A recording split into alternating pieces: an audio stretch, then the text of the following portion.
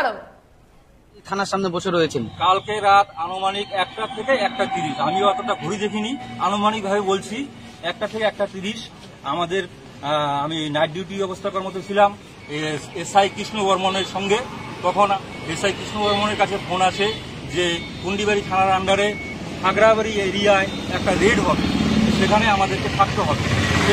এমন অবস্থায় আমি এবং এসআই কৃষ্ণ বর্মনের যে টিম ছিল গাড়ি সহ আমরা থানার সামনে যথাযথভাবে আসি এবং এখানকার একজন আমাদের লকআপে আসামি ছিল, সেই আসামি লোকেট করবে কোন আসামিকে রেড করবো আমরা বা কোথায় কোথায় যাব। সেমত অবস্থায় সেই আসামিকে মেজবাবু নির্দেশ দেয় যে তোমাদের গাড়িতে উঠানো হোক এই আসামিকে। সেমত অবস্থায় আমি এবং আমার সহকর্মী একজন সিভিক ভাই নিরুপম দাস দুজন মিলে আমরা সেই আসামিকে আমাদের গাড়িতে উঠাই এবং সেখানে তখন কথা হয় যে এরকম ব্যাপার, এটা তো রেটটা হবে মেজবাবুর নির্দেশে, সুতরাং মেজবাবু পুরস্কার করবে যেহেতু, তাহলে আসামিটাকে মেজবাবুর গাড়িতে নেওয়া হোক। তখন আমি আসামিটাকে হাত ধরে আমাদের ওই গাড়ি থেকে নেমিয়ে মেজবাবুর গাড়িতে নিয়ে যাচ্ছিলাম। এমন অবস্থায় মেজবাবু আমার কাছে এসে আমার কলার ধরে মানে ঘাড়ি কলার ধরে আমার কলার ধরে আমাকে টানে হেসড়ে মারতে মারতে বড়বাবুর রুমে নিয়ে যায় এবং আমার নামে ব্লেম দেওয়া হয় আমি নাকি মদ্য অবস্থায় আছি এবং আমি নাকি মানে বেআইনি অস্ত্র দেখিয়ে সেই আসামিকে বেধড়কভাবে মারধর করছিলাম। এখানে সিসি ক্যামেরা আছে থানার সামনে, আপনারা সেটা দেখতে পারেন বা এখানকার যে কর্তৃপক্ষ আছে বড়বাবু আছে তাকে বলতে পারেন যে এরকম ব্যাপার আপনাদের সামনে সিসি ক্যামেরা আছে, সিসি ক্যামেরা দেখা হোক। যদি এই সিভিক ভাই যদি সেই আসামিকে মারধর করে বা বেআইনি অস্ত্র দেখিয়ে ভয়ভীতি দেখায় তাহলে আমার যথেষ্ট শাস্তি আমি নিজে গ্রহণ করব।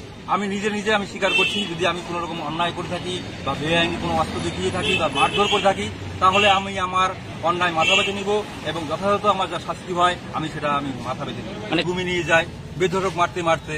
সেখানে বড়বাবু যথাযথ শুনে বিষয়টি শোনার পরে উনি চুপচাপ ছিল, কিছু বলেনি, ভালো মন্দ কিছু বলেনি যেরকম ব্যাপার। তখন মেজবাবুর নির্দেশে আমাকে মারতে মারতে গলা ধাক্কা দিয়ে মারতে মারতে আমাকে কুন্ডিবাড়ি প্রাথমিক হসপিটালে নিয়ে যাওয়া হয়। প্রাথমিক হসপিটালে কর্তব্যরত চিকিৎসককে বলা হয় জোরপূর্বক যে ইনাকে মদ্যপ অবস্থা প্রমাণ করুন। তখন সেখানকার কর্তব্যরত চিকিৎসক বলে না আমি সেটা পারবো না, আমার কাছে সেই রকম অধিকার নেই, আমি একজনকে সুস্থ ব্যক্তিকে আমি মদ্যপ অবস্থা প্রমাণিত করতে পারবো না।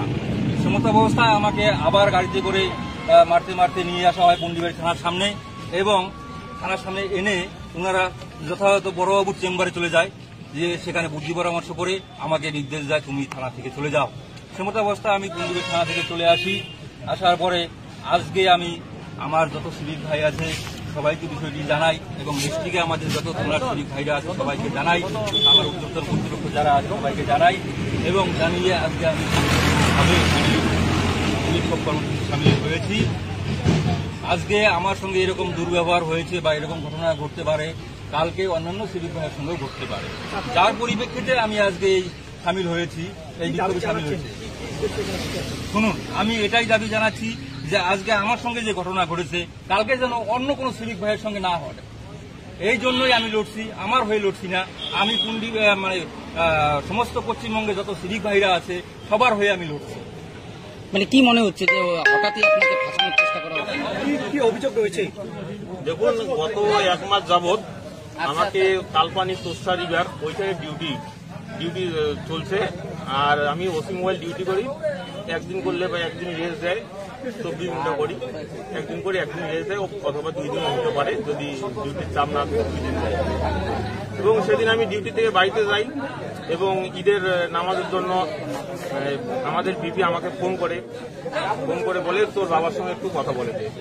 আমি মোবাইল দিয়ে আমার বাবার সঙ্গে কথা বলে দিয়েছিলাম, বড়বাবু কথা বলছিল এবং ফোনটা রাখার পর মুন্সিকে আইসে বলছে ওকে তোষা ব্রিজে ডিউটি লাগা, তোষা ব্রিজে না কালপানি তোষা রিভার ওইখানে ডিউটি লাগা। নাইট ডিউটি প্রত্যেকদিন নাইট, গত 1 মাস থেকে আমি নাইট করতেছি। এখন ওইখানে কি একা ডিউটি করা যায়? এইরকম নদীর পাড়ে প্রচন্ড অন্ধকার জঙ্গল, বর্ষার দিন, ওই রকম করে কেমন করে আমি ডিউটি করবো ওইখানে একা একা যদি অসম্ভব। তারা কি কোনো মানে ইচ্ছাকৃত বা কোনো? হ্যাঁ, এটা তো ইচ্ছাকৃত ভাবে, এটা কোনো আমার কোনো যদি ইসে থাকতো, যদি আমার দোষ থাকতো আমি মাথা পেতে নিতাম, কিন্তু আমার মোবাইল দিয়ে আমার বাবার সঙ্গে কথা বলে দিছিলাম আমি। এটা কি আপনাকে যদি সহযোগিতা করি, এটা কি আমার কোনো অন্যায়? তাতেও অন্যায় হবে না, কিন্তু আমি তো সহযোগিতা করেছি, আমাদের কাজ তো পুলিশকে সহযোগিতা করা। কে করছে, কার বিরুদ্ধে? এটা বড়বাবু আমাকে করেছিল। কি চাইছেন এখন? আমরা চাইছি এটা ভালো করে যাতে সুস্থভাবে ডিউটি করে, আগে যে এরকম করে ডিউটি করেছিলাম আমরা শিফটিং হিসাবে ডিউটি করেছিলাম, এখন ওয়ান থার্ড ডিউটি বের করছিল। আগে এতগুলো বড়বাবু ছিল, তখন তো ছিল না এটা। এখন ওয়ান থার্ড ডিউটি আমাদের করায় কয় টাকা আমরা বেতন পাই যে আমাদের এত পরিশ্রম করতে হয়। আপনার নামটা দাদা? আমার নাম হাসানুজ্জামান, সিবি 601।